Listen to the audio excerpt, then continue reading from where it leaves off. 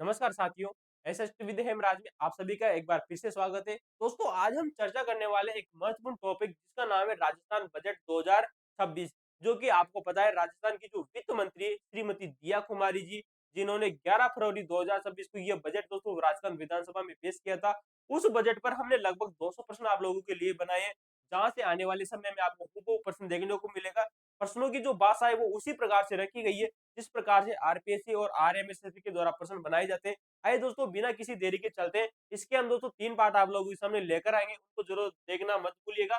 पहला प्रश्न आप लोगों के सामने है कि बजट वर्ष 2026-27 का अनुमानित जो बजट आकार है वो कितना रखा गया है। तो ऑप्शन नंबर बी इसका उत्तर हो जाएगा दोस्तों 6,10,956 करोड़ रुपए। जो इसका जो बजट का जो आकार है वो कुल है दोस्तों, और अप्रस्तावित है, इंपोर्टेंट है, याद रखना है। अगले प्रश्न की चर्चा करते हैं। वर्ष 2026 के बजट के अनुमानों में कुल राजस्व दोस्तों जो प्राप्तियां वो कितनी होने का अनुमान रखा गया है। तो इसकी उत्तर हो जाएगा दोस्तों ऑप्शन नंबर है 325,740 करोड़ 14 लाख रुपए। इसका दोस्तों जो कुल राजस्व प्राप्तियां है वो इसका होने का अनुमान रखा गया है। अगला प्रश्न की चर्चा करते हैं।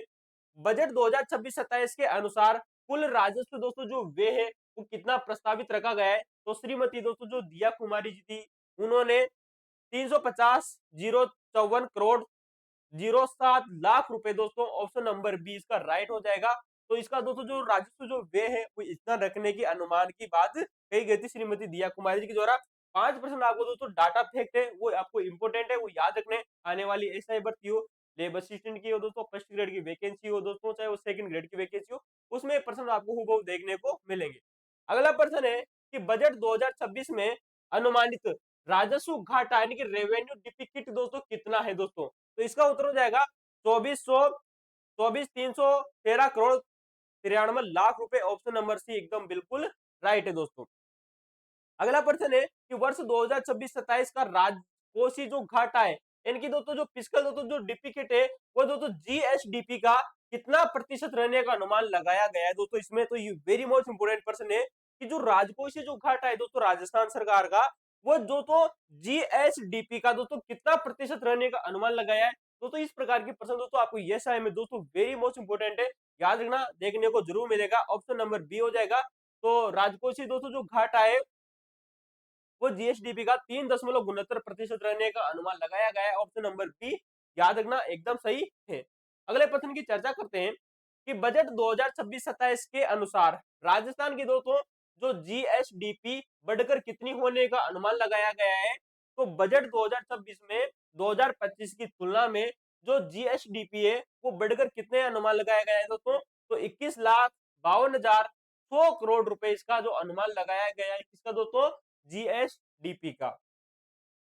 अगला प्रश्न आप लोगों के सामने है कि विकसित राजस्थान @2047 की परिकल्पना के कुल स्तंभ कितने निर्धारित किए गए। दोस्तों यहां से हमारा असली बजट शुरू होता है। जो प्रश्न आपको अक्सर दोस्तों पसंद आते हैं, ऊपर 5 हमने प्रश्न वो लिए दोस्तों जो फैक्ट आधारित प्रश्न थे। अब दोस्तों वो प्रश्न जो आपको कट कॉपी पेस्ट एग्जाम में देखने को मिलेंगे उनकी चर्चा करते हैं। इस वीडियो में हम लगभग 50% करेंगे। इसके बाद में अगला लगभग 3 वीडियो और आएंगे 50-50 प्रश्नों की, उनको जरूर देखना। हूबहू कंटेंट आपको दोस्तों एग्जाम में देखने को मिलेगा।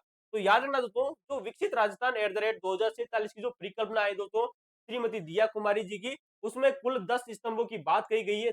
जो पिलर है वो कितने, 10। ऑप्शन नंबर सी सही हो जाएगा। अगले प्रश्न की चर्चा करते हैं। विकसित राजस्थान @2047 की कार्य योजना का पहला दोस्तों जो स्तंभ है उसका क्या नाम है। इस प्रकार का प्रश्न आपको 100% दोस्तों मैं गारंटी के साथ में कहता हूं जो आपको देखने को जरूर मिलेगा।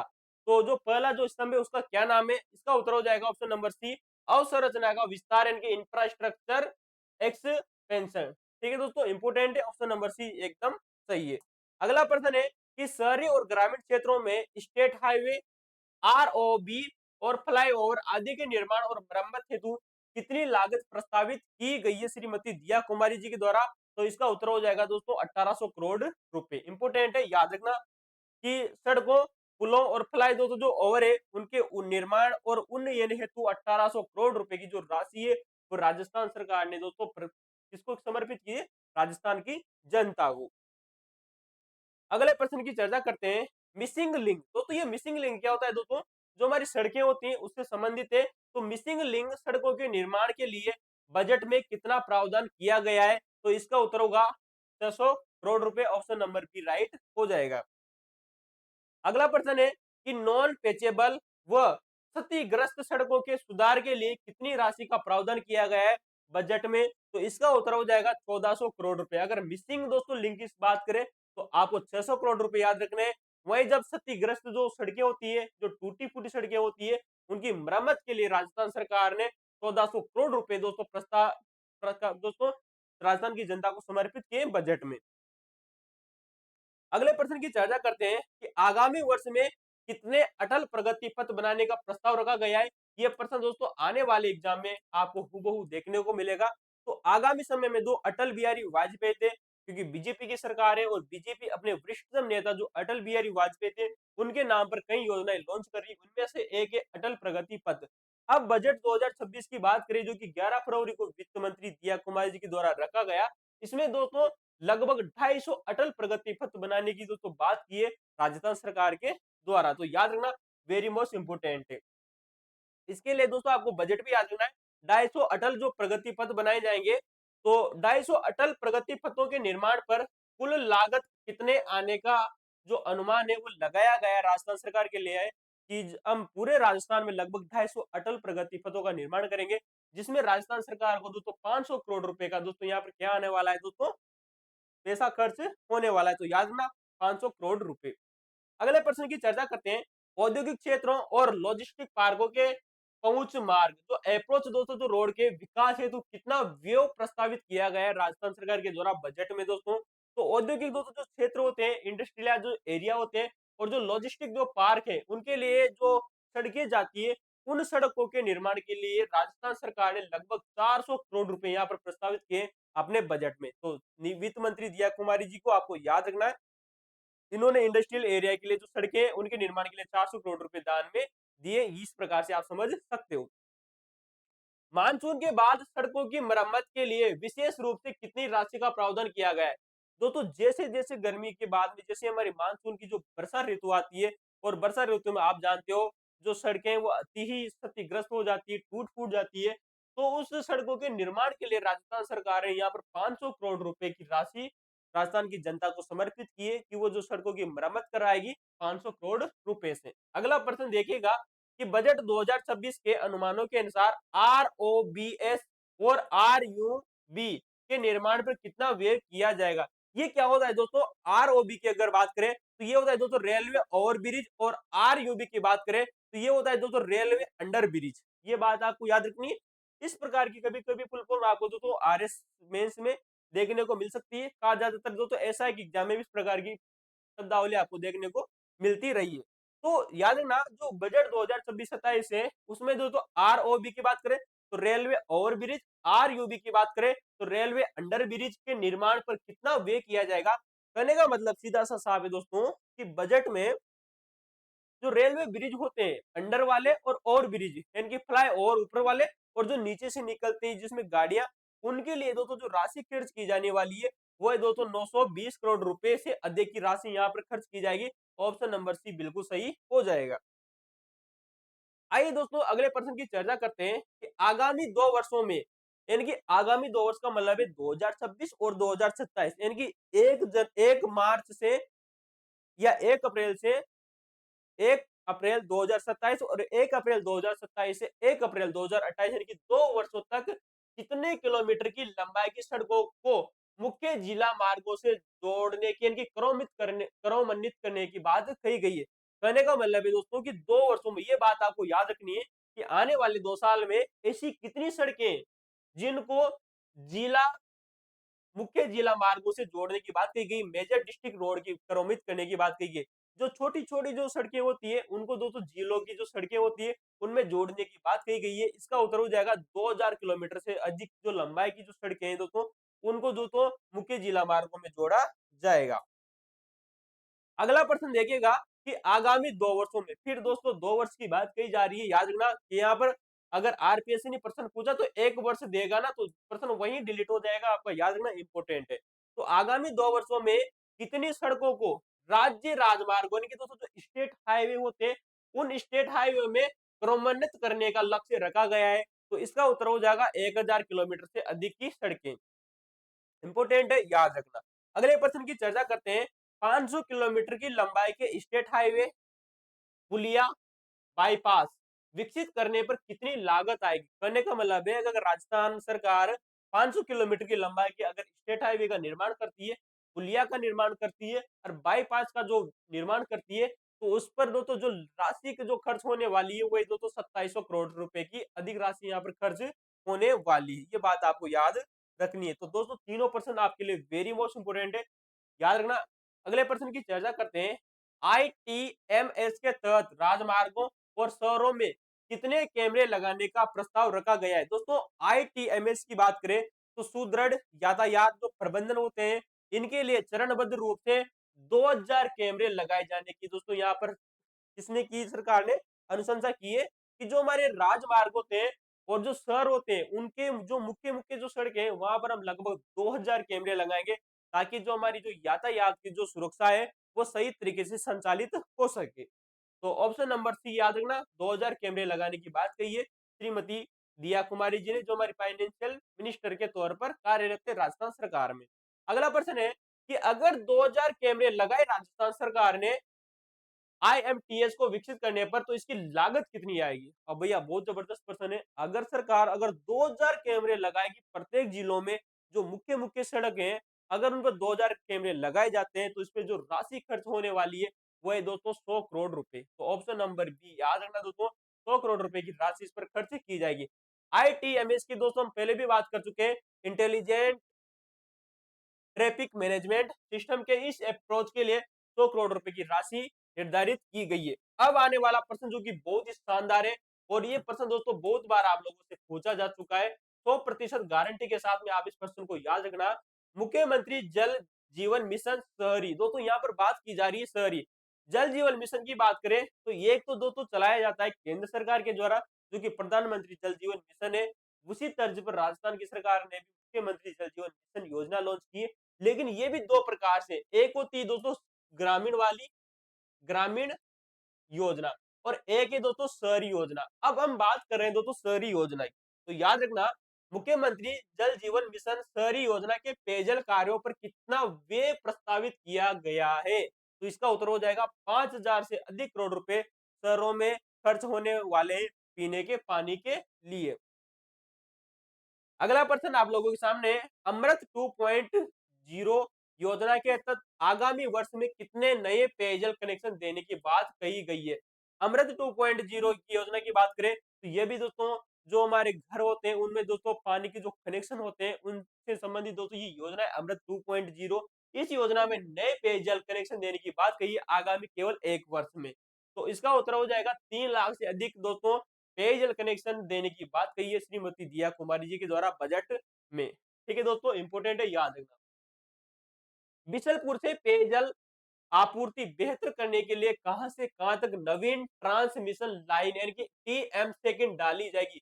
ये प्रश्न दोस्तों बहुत ही शानदार प्रश्न है, जो कि आने वाले आपके दोस्तों एग्जाम में देखने को मिलेगा कि जो बिशलपुर है वहां से दोस्तों एक योजना है जो कि पेयजल से संबंधित है। इस योजना के लिए एक दोस्तों नवीन ट्रांसमिशन लाइन डाली गई है, वो कहां से कहां तक डाली गई है? तो ऑप्शन नंबर एक सही हो जाएगा, सूरजपुरा से चाकसू के जो बीच है दोस्तों जयपुर में, वहां पर ये पाइपलाइन डाली गई है जहां पर पेयजल की आपूर्ति कराई जाएगी। सूरजपुरा से चाकसू तक नवीन ट्रांसमिशन लाइन के कार्य पर कितनी लागत आएगी? अब दोस्तों पाइपलाइन तो बिछाई जाएगी राजस्थान सरकार के द्वारा सूरजपुरा से चाकसू के बीच में, जो कि बिशलपुर डैम से ये पानी वहां पर आने वाला है। लेकिन इसमें जो राशि खर्च की जाएगी राजस्थान सरकार के द्वारा वो दोस्तों 650 करोड़ रुपए यहाँ पर खर्च किए जाने वाले। ऑप्शन नंबर सी इसका सही राइट हो जाएगा। अगला प्रश्न है कि सूरजपुरा से चाकसू पेयजल परियोजना में से कितने गांवों की आबादी लाभान्वित होने वाली है? दोस्तों वेरी मोस्ट इंपोर्टेंट है कि जैसे जैसे बिशलपुर परियोजना से पानी सप्लाई किया जाएगा, सूरजपुरा से चाकसू के बीच में पाइपलाइन बिछा दी गई है, उस पर लगभग जो राशि खर्च होने वाली थी 650 करोड़ रुपए, वो हमने चेक की। लेकिन इस पेयजल योजना से कितने गांवों को लाभान्वित किया जाएगा ये बात आपको याद रखनी है। 1092 गांव इससे लाभान्वित होने वाले हैं दोस्तों जयपुर और उसके आसपास के एरिया के, तो सूरजपुरा से चाकसू के बीच में, और जिसमें जो 1092 जो गांव है, इसकी लगभग 220 लाख आबादी को इससे दोस्तों पेयजल उपलब्ध होने वाला है। ये बात आपको याद जरूर रखनी है, इंपोर्टेंट प्रश्न है। आइए दोस्तों चर्चा करते हैं अगले प्रश्न की तरफ। आगामी वर्ष में कुल कितने नए ट्यूबवेल लगाए जाने का प्रस्तावित किया गया राजस्थान सरकार के द्वारा? जैसे जैसे दोस्तों बजट रखा गया, वित्त मंत्री दिया कुमारी जी के द्वारा, उन्होंने कहा कि लोगों को हम दोस्तों अमृत 2 योजना के तहत पानी पहुंचाएंगे, बिशलपुर परियोजना के तहत पानी पहुंचाएंगे, मुख्यमंत्री जल जीवन मिशन के तहत पानी भी पहुंचाएंगे। साथ ही जो गांव और जो शहर है, उनमें हम कुछ नए ट्यूबवेलों का निर्माण किया जाएगा। ट्यूबवेल जानते हो दोस्तों, जो हेडपंप होते हैं, उन हेडपंपों को यहाँ पर नए ट्यूबवेल, सॉरी दोस्तों ट्यूबवेल की बात की जा रही है, हेडपंप की नहीं। तो ट्यूबवेल की जो स्थापना की जाएगी, लगाने की बात कही है, लगभग 600 ट्यूबवेल यहाँ पर खोदे जाएंगे, जो कि पंचायती राज डिपार्टमेंट के तहत खोले जाते हैं, और शहरों में नगर निकाय के तहत ये जो ट्यूबवेल है वो स्थापित किए जाते हैं। तो 600 ट्यूबवेल की स्थापना की जाएगी आगामी 1 वर्ष में। अगला प्रश्न है कि आगामी वर्ष में कुल कितने हेडपंप, हेडपंप जो सादा सिंपल वाले हेडपंप होते हैं ग्रामीण इलाकों में, शहरी इलाकों में, तो राजस्थान सरकार में आगामी वर्ष के लिए लगभग 1200 हेडपंप लगाए जाने की बात कही है। ऑप्शन नंबर सी राइट हो जाएगा। 600 ट्यूबवेल आपको याद रखनी है, 600 ट्यूबवेल का दुगना कर देना है दोस्तों, आपको 1200 हेडपंप लगाए जाने की बात कही है राजस्थान सरकार के द्वारा लोगों को पानी पहुंचाने के लिए। अगला प्रश्न है दोस्तों, जो कि बहुत ही शानदार प्रश्न है, मैं विश्वास और गारंटी के साथ में करता हूं आने वाले हर एग्जाम में यह प्रश्न आपको दोस्तों किसी न किसी एग्जाम में जरूर देखने को मिलेगा। सशक्त जल प्रबंधन के लिए, यानी कि वाटर का जो मैनेजमेंट करने के लिए सेंटर ऑफ एक्सीलेंस की स्थापना कहाँ की जाएगी? याद रखना दोस्तों, सेंटर जो ऑफ एक्सीलेंस है किसके लिए? जल प्रबंधन के लिए, यानी कि दोस्तों जल का जो प्रबंधन करना है उसके लिए सेंटर ऑफ एक्सीलेंस की स्थापना कहाँ की जाएगी? जयपुर में की जाएगी। क्योंकि ज्यादातर जो पेयजल की सप्लाई का कार्य है वो बिशलपुर योजना से आगामी वर्ष में किया जाने वाला है। तो वहीं दोस्तों जयपुर में इसकी स्थापना की जाने वाली है। और इसके लिए जो सेंटर ऑफ एक्सीलेंस है जल प्रबंधन के लिए, इस पर जो राशि खर्च की जाएगी वो 10 करोड़ रुपए भी की राशि खर्च की जाने वाली है। ये भी बात आपको याद जरूर रखनी है, इंपोर्टेंट प्रश्न है। अगले प्रश्न की चर्चा करते हैं, जो कि बहुत ही शानदार है। कभी कभी आप लोगों को ये प्रश्न हर बार एग्जाम में देखने को मिलेगा। दोस्तों इस प्रश्न की चर्चा करने से पहले मैं आपको उत्तर के बारे में बताऊंगा, लेकिन प्रश्न को एक बार पढ़ते हैं। Bureau of water use efficiency की स्थापना पायलट बेसिस पर सर्वप्रथम कहाँ की जाएगी? तो water bureau of water use efficiency की जो स्थापना की जाएगी पायलट बेसिस पर, जो कि सर्वप्रथम की जाने वाली HCM रीपा सचिवालय जल भवन जयपुर में। इसकी दोस्तों मैं बात करूं HCM, जब मैंने आप लोगों को सेकंड ग्रेड के लिए दोस्तों जब लोक प्रशासन हमने आप लोगों को पढ़ाया था, तब हमने आप लोगों को ये बताई थी कि जो HCM में हरीश चंद्र जो माथुर दोस्तों जो संस्था है जयपुर में, उसी में दोस्तों हमारा सचिवालय भवन है, और वहीं पर दोस्तों जो जल भवन है ना, इसी में दोस्तों bureau of water use efficiency की स्थापना की जाने वाली जयपुर में। ये बात आपको याद रखना है। तो हरीश चंद्र जो माथुर जो संस्था है जयपुर में, इंपोर्टेंट है, जो कि ज्यादातर दोस्तों हमारे जो प्रशासनिक जो कार्य किए जाते हैं उससे संबंधित है, और उसी में एक संस्था है दोस्तों सचिवालय एवं जल भवन जयपुर, ठीक है, उसमें इसकी स्थापना की जाने वाली है। जल दक्षता ब्यूरो की स्थापना जयपुर के HCM रीपा सचिवालय जल भवन में पायलट के आधार पर की जाएगी। अगला प्रश्न देखिएगा, जो कि बहुत ही शानदार है। कुछ इस प्रकार के प्रश्न आप लोगों से थोड़े दिनों पहले आरपीएससी के द्वारा पूछा गया प्रश्न था, इंपोर्टेंट है, इस वजह से हमने इस प्रश्न को शामिल किया है। गौर कीजिएगा, Rajasthan state water policy, Rajasthan सरकार के द्वारा एक नीति लाई गई है दोस्तों, जिसका नाम है राजस्थान स्टेट वाटर पॉलिसी। इस नीति का कुछ मुख्य उद्देश्य रखे गए हैं, उस उद्देश्य को आपको बताना है। केवल कृषि के पानी के लिए, दोस्तों जहां भी हम कभी कभी चर्चा करते हैं कि केवल अगर शब्द आ जाता है, तो 90% संभावना यही होती है कि वो उत्तर गलत माना जाता है, या फिर अगर आपको फैक्ट पूरा पता हो तभी ये प्रश्न आपसे सही होता है। तो केवल तो नहीं दोस्तों, केवल वर्षा का जल संचय करना, ये भी बात दोस्तों गलत हो जाएगी। ऑप्शन नंबर सी यहाँ पर बिल्कुल राइट हो जाएगा कि पेयजल के लिए, नॉन डोमेस्टिक के लिए, यानी कि घरेलू के कार्य के अलावा भी, और इंडस्ट्रियल यूनिट के लिए पानी उपलब्ध कराना, इस राजस्थान वाटर दोस्तों जो पॉलिसी इसका लक्ष्य रखा गया है। इंपोर्टेंट है, ये प्रश्न बन सकता है आप लोगों से आने वाले दोस्तों हर एग्जाम में। दोस्तों जेवीएनएल की वैकेंसी आने वाली है, राजस्थान सरकार ने घोषणा कर दी है। राजस्थान की जयपुर, जोधपुर और जो अजमेर वाली है, यहाँ पर दोस्तों तीनों संस्थाओं में जो वैकेंसी निकाली जाएगी दोस्तों जेवीएनएल की, उन प्रश्न के लिए दोस्तों 3 या 4 प्रश्न आपके बजट से, जो कि इंपोर्टेंट प्रश्न है, गौर कीजिएगा। ये से बहुत ही खतरनाक प्रश्न है जो हम आप लोगों के सामने लेकर आएंगे, हूबहू प्रश्न देखने को मिलेगा, इंपोर्टेंट है, याद रखना। प्रश्न आपको देखिएगा, गौर कीजिएगा कि प्रदेश में यानी कि राजस्थान में विद्युत तंत्र का सुदृढ़ीकरण हेतु 220 केवी के कितने नए जीएसएस बनाए जाएंगे। गौर कीजिएगा दोस्तों कि 220 केवी के दोस्तों नए जीएसएस का निर्माण किया जाएगा। कितने? ऑप्शन नंबर हो जाएगा 6। तो अगर 220 केवी के पूछे तो आपको याद रखना है दोस्तों कितने? 6। अगर आपको इसका अगर याद करने की ट्रिक हो तो 2 के आप जब दोस्तों क्यूब करेंगे तो 6 हो जाएगा। तो याद रखना 220 केवी के दोस्तों लगभग 6 जीएसएस का निर्माण किया जाएगा, ठीक है, ऊर्जा के क्षेत्र में। अगला प्रश्न देखिएगा, विद्युत तंत्र के लिए 132 केवी के 132 केवी के कितने नए जीएसएस का निर्माण किया जाना प्रस्तावित है आगामी वर्ष में। तो 132 के लगभग दोस्तों 13 नए जीएसएस का निर्माण किया जाएगा। इसको आपको याद रखने की जो ट्रिक है वो याद रखनी है कि दोस्तों 132 में आगे के दोस्तों कितने आते हैं? 13।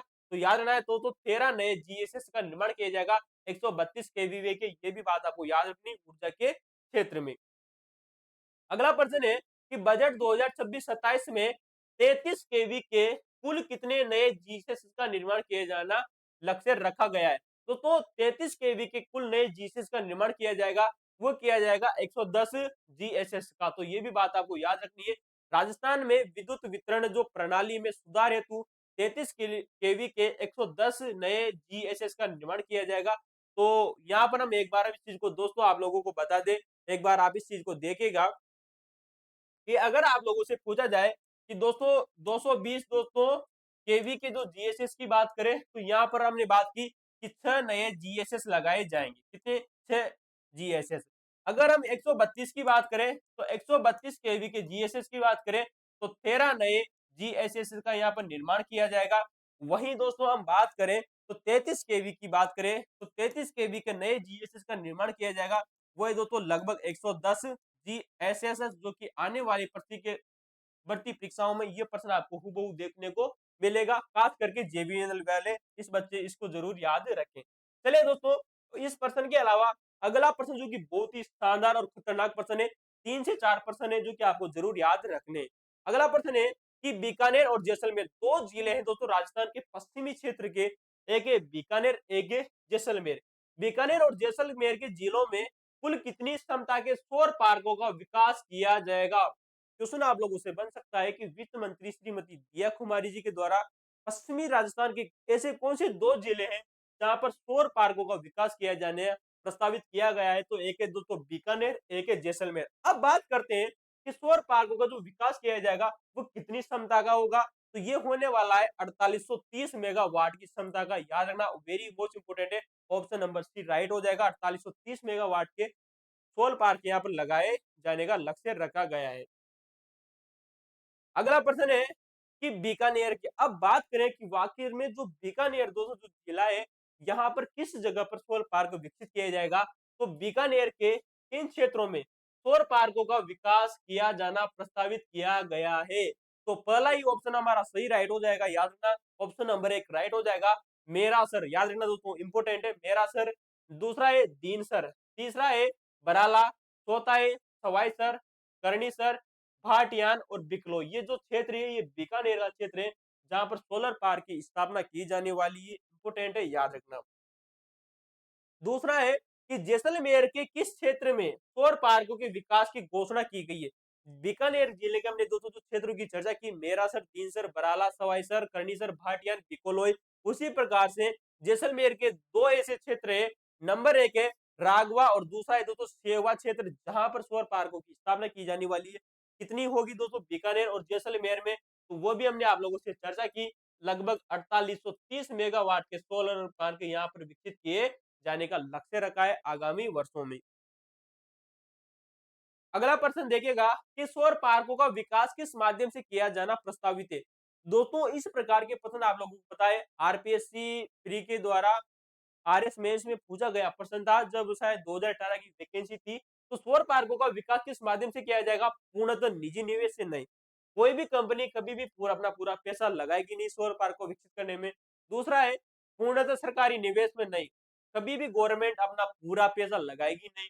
तीसरा है ज्वाइंट वेंचर यानी कि संयुक्त उद्यम के माध्यम से। ऑप्शन नंबर सी सही हो जाएगा दोस्तों, कि जो सौर पार्क जो विकसित किए जाने वाले जैसलमेर और बीकानेर के क्षेत्र में, वो ज्वाइंट वेंचर के माध्यम के संयुक्त उद्यम की यानी कि कुछ चीजें, कुछ पैसा प्राइवेट कंपनियां भी लगाएगी और कुछ पैसा सरकार भी इसमें दोस्तों अपनी भागीदारी के रूप में निर्धारित किया है। बीकानेर और जैसलमेर में 4830 मेगावाट के रूप में ज्वाइंट वेंचर के रूप में सौर पार्कों का विकास किया जाना रखा गया है। अगला प्रश्न है कि सेंटर ऑफ एक्सीलेंस जल प्रबंधन के लिए बजट में किल कितनी राशि आवंटित की गई है। तो याद रखना, हमने इस प्रश्न के बारे में पहले चर्चा कर चुके हैं कि जो सेंटर ऑफ एक्सीलेंस है जल प्रबंधन के लिए, वो दोस्तों जयपुर में स्थापित किया जाने वाला है, जिस पर 10 करोड़ की राशि खर्च हो जाएगी। ऑप्शन नंबर बी सही हो जाएगा।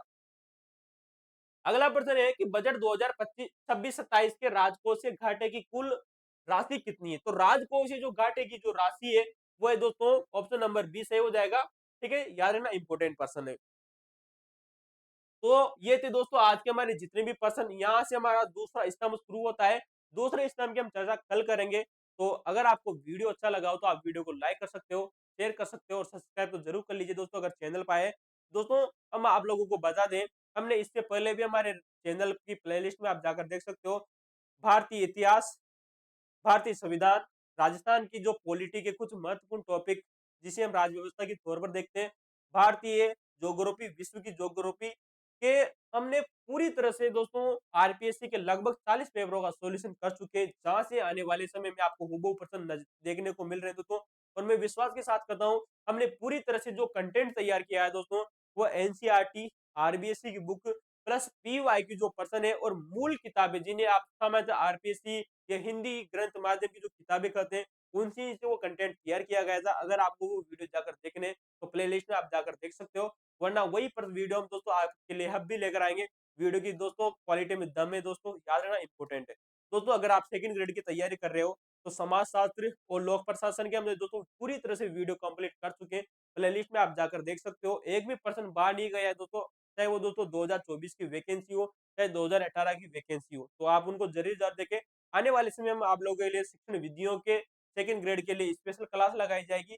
रीड के बच्चे अगर आप तैयारी कर रहे हो, लेबर स्टेशन की तैयारी कर रहे हो, तो राजस्थान की ज्योग्राफी, इतिहास और कल्चर के हम वीडियो हमने शुरू कर दिए, उनको जरूर देखें। मैं विश्वास के साथ कहता हूँ दोस्तों, यहाँ से आपको हूबहू प्रश्न देखने को मिलेंगे, कट कॉपी पेस्ट। ज्यादातर जो हमने जो पर्सन बनाए वो आरपीएससी की बुकों से, जिन्हें हम मूल किताबें या हिंदी ग्रंथ के माध्यम किताबें कहते हैं, एनसीईआरटी और आरबीएससी की पुस्तकों से बनाए। साथ में हमने उसके साथ में पीवाईक्यू भी रखे, तो आप उनको जरूर देखें। ठीक है दोस्तों, धन्यवाद।